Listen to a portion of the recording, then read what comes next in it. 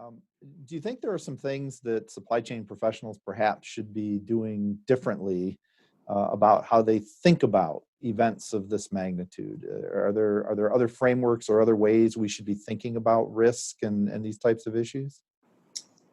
Um, I think probably one of the things that when talking with companies that are struggling with this that I've brought into the discussion, and again, this is out of the research done here at Michigan State, um, is understanding that these events, these disruptions or risk events, if you want to talk about them, kind of generally fall into probably one of two categories that I would put to them. I would say that some of these are risk events and others are uncertainty events. And so let me unpack both of those.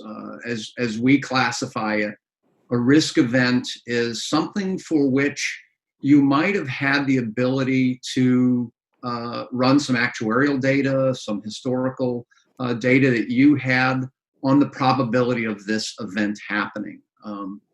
It's kind of the phrase has been used, known unknowns versus unknown unknowns. A known unknown, so we're in Michigan. It gets cold for a few months of the year. If you're running a supply chain in Michigan during that period of time, you're going to have a snowstorm. You may even have an ice storm. We get a pretty good ice storm about every 5 or 6 years. Takes power lines down, knocks businesses offline if they don't have the ability to deal with self-generation of power. And so there's a cost-benefit analysis that can be run to look at, is it worth bringing in our own generator and having it on site and only using it every 5 years when we need it? Or will we make up a solution when that happens? Because we have enough data over 100 and some odd years, we can start to run that cost benefit analysis and work that down to a dollars and cents decision, because we know, if you're in South Carolina, you're going to get a hurricane with some amount of frequency. If you're in Oklahoma, you're going to have, tornadoes and things like this. And it's not only weather events, it's labor strikes, it's all kinds of different things, but you can work the equation down. That's the risk events, something that I could foresee and run some numbers on.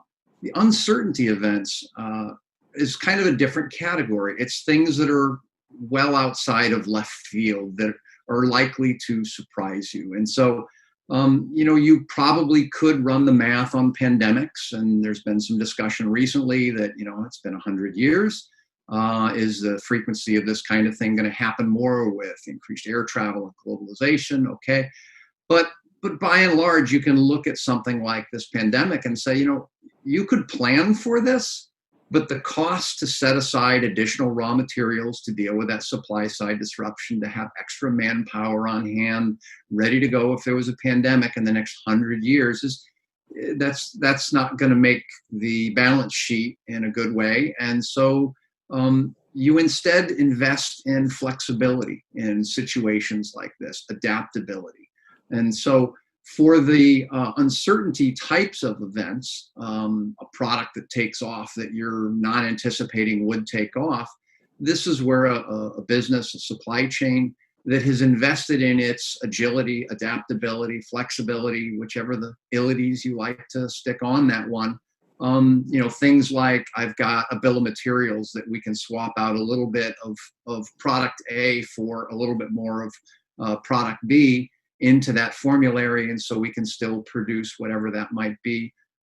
We've got different electronics components that if one of our suppliers experiences financial difficulty or has a labor strike, or the shipment coming from the Pacific Rim doesn't make it, we can go ahead and we can put in other different components to achieve the same, form, fit, and function of that product. And so that flexibility, adaptability, a workforce that can, people can adopt different tasks and still be able to take care of their regular business.